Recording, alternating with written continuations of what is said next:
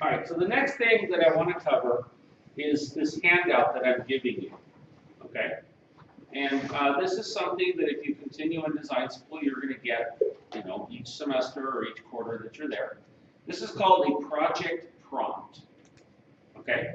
It's like a little sort of set of instructions and sort of issues relating to a project.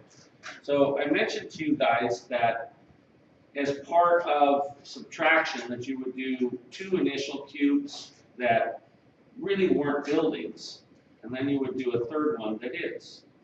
Well, this is the thing that describes what the client is looking for in the third cube, which is going to be an actual little building. Okay? So the title of the project is Solar Gallery, a study in subtractive composition. And as you scroll down through it, okay, I'm going to scroll through it. You guys have it in paper form, or will have it in paper form. You'll see that there's an introductory part, and that you've got to kind of read through it and kind of understand stuff. All right? And then it's got a component on site. It's got design objectives. Keep going. It's got something for design process and site analysis. And then it comes to this one called program and function. So program is not a computer program. Program is a listing of spaces, uses that are going to be in a building with both qualitative and quantitative information attached to that. And so you can see that there's quite a bit of stuff in here related to the program and function, even though this building is a one-room building with no air conditioning. It's a one-room building, but yet there's lots of stuff. Some of it deals with solar geometry, which you guys are starting to learn about in the 121 class, right? How the sun moves across the Earth, across the hemisphere of the Earth. Or actually, it doesn't really move. We're moving around it, but we'll leave that for another time. Okay? So you guys are used to seeing that the sun crosses across the sky. So what I need you guys to do is I need you to read through this entire statement, okay, and try to wrap your head around it, and then start to distill from it key things that you need to know in order to design this thing, okay? Now, the last page, the 4th page, is not part of the program, but it is part of the project prompt. And that is the deliverables. That means the things that you will have to do for the final for this project. There is some stuff that's in there regarding constraints, so that you should look through and try to understand. All right, and then finally there is a repeat of the reading, which we'll also be putting that into Canvas. Okay.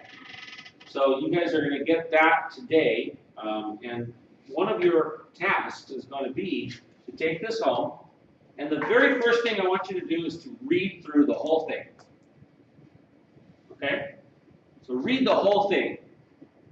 Then come back to it and get a notepad, and starting at the top, I want you to go through it and start making notations about things that you have to know in order to design. Okay?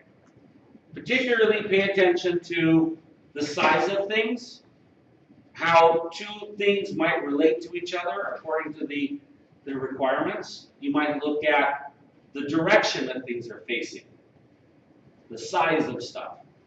So you're going to go through it the second time, and in your own little words, you're going to kind of rewrite the whole thing, right, on a separate piece of paper. Please do not try to highlight this thing. Right? I've had students that pretty much highlighted the whole prompt, and they didn't know anything about it. They read it, and they kind of just did the highlighting.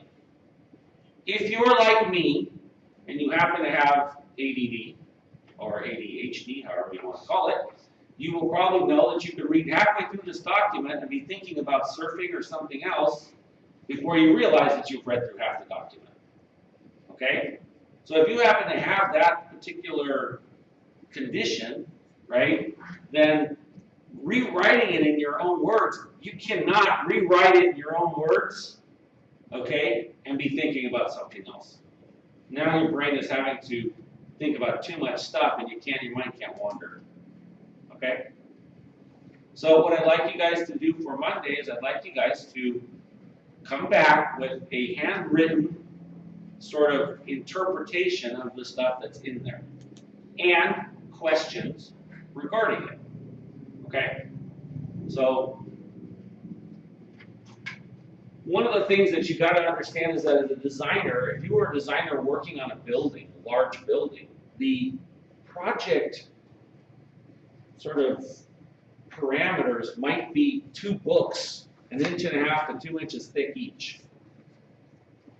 And so in order to kind of design that building, somebody in that firm is going to have to read through that thing and get a list of all the spaces that are required and start to kind of wrap their head around the project. So for you guys, this is just a little 3-page thing for your first project. And there is no necessarily one right way to do this, but I can tell you that you need to read it and understand it, and the only way you're going to do that is to look through it carefully. Okay? So, any questions about, like, digesting the project prompt?